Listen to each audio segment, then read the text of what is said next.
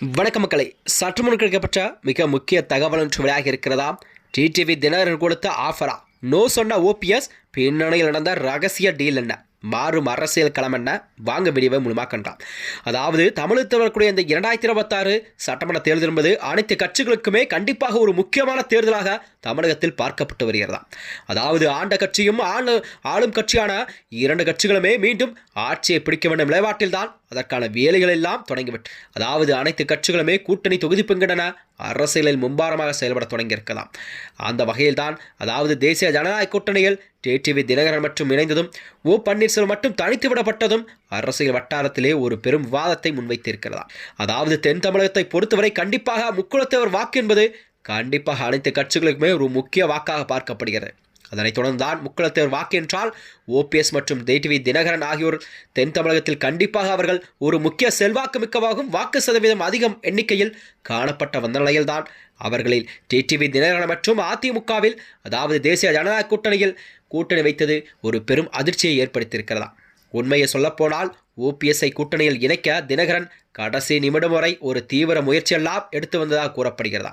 முதலில் ஓபிஎஸ்ஐ தனிக்கட்சி தொடங்கி அதன் பின் கூட்டணியில் இணையுமாறு தினகரன் அறிவுறுத்தினார். ஆனால் அதற்கு ஓபிஎஸ் அவர்கள் தயக்கம் காட்டவே ஒரு கட்டத்தில் அமமுக சின்னத்திலேயே போட்டியிடுங்கள் என்று கூட அவர் பரிந்துரைந்தார். ஆனால் ஓபிஎஸ்ஸின் இந்த அரசியல் எதிர்காலத்தை கருத்தில் கொண்டு தினகரன் இறங்கி வந்தாலும் ஓபிஎஸ் தரப்பு இதற்கு உடன்பாடு எட்டப்படவில்லை என்று தெரியப்படுகிறதா.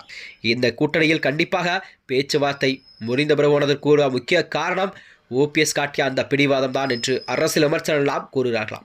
எடப்பாடி பழனிசாமியுடன் பேச்சுவார்த்தை நடத்துங்கள், எங்களை அதிமுகவில் ஒரு பகுதியாக அங்கீகரிக்க சொல்லுங்கள் என ஓபிஎஸ் தொடர்ந்து வலியுறுத்தி வந்ததாக கூறப்படுகிறதா.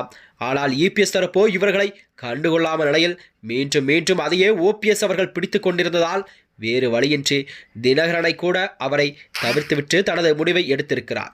இதனால்தான் அதிமுகவை மீட்போம் என்று கூறி வந்த இருவருமே தற்பொழுது வெவ்வேறு திசையில் பயணிக்கக்கூடிய ஒரு சூழல் தமிழகத்தில் உருவாகி கொண்டிருக்கலாம். அதாவது ஓபிஎஸ் நிலைப்பாடு என்னவாக இருக்கும், அவருடைய எதிர்காலம் அரசியல் எதிர்காலம் என்னவாக இருக்கும் என்பது ஒரு கேள்விக்குறியாக பார்க்கப்படுகிறது. ஓபிஎஸ் அவர்கள் யாருடன் கூட்டணி வைக்கப் போகிறார் என்ற ஒரு கேள்விக்குறி மக்களிடம் எழுந்துள்ளதா. அதாவது ஓபிஎஸ் அவர்களுக்கு இருக்கும் இரண்டே ஆப்ஷன் என்னவென்றால், ஒன்று திமுக, மற்றொன்று தாவேகாவா.